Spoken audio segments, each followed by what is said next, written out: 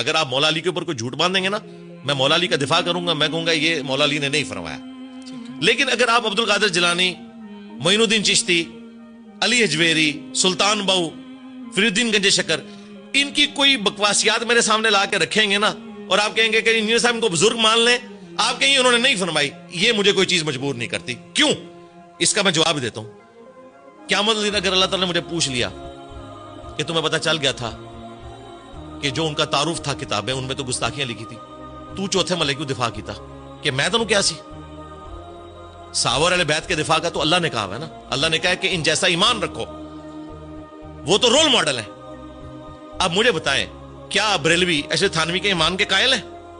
وہ کہتے ہیں جی بے شک 2000 کتابیں لکھی ہیں، حفظ الایمان میں اس نے گستاخی کی ہے.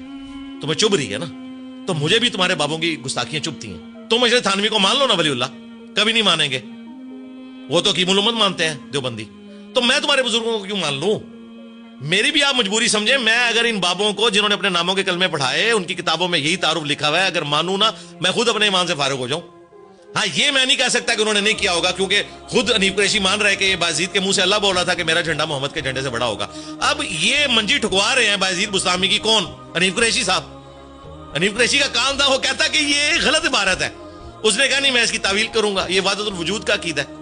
اب مجھے بتائیں میں نبی الاسلام کا سامنا کر سکتا ہوں یہ کہہ کے کہ یا رسول اللہ آپ اور تمام انبیاء یہ بایزید بستامی یزید کے ابے کے جھنڈے کے نیچے ہوں گے؟ تو میں تو گیا.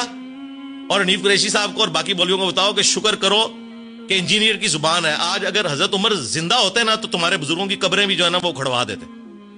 ہاں، اور تم لوگوں کو بھی پابندی لگاتے بولنے کے اوپر، جس طرح آج کل وہ سوشل میڈیا کے اوپر پابندی لگائی ہوئی ہے نا ہماری اسٹیبلشمنٹ نے ایک خاص ٹاپک کے اوپر. یہ پابندی حضرت عمر نے لگا دینی تھی کہ خبردار کسی بابے کا نام لیا تھی کلمہ پڑھانے لے نہ سوئی توں.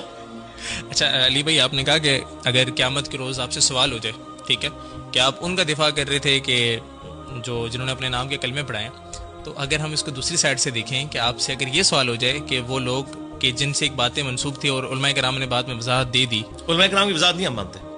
نہیں، اگر وہ دے دیتے ہیں جو دفاع جب دفاع مان رہے ہیں تو وضاحت میرے ڈر سے دے رہے ہیں نا. وضاحت تب مانوں گا میں احمد بریلوی وضاحت دے گا، اشرف تھانوی دے گا، یا ان کی وضاحت میں مانوں گا. یہ کہیں کہ احمد بریلوی نے جو دفاع کیا تھا وہ غلط کیا تھا، پیر میل شاہ صاحب نے جو چشتی رسول اللہ کا دفاع کیا وہ غلط کیا، اور اس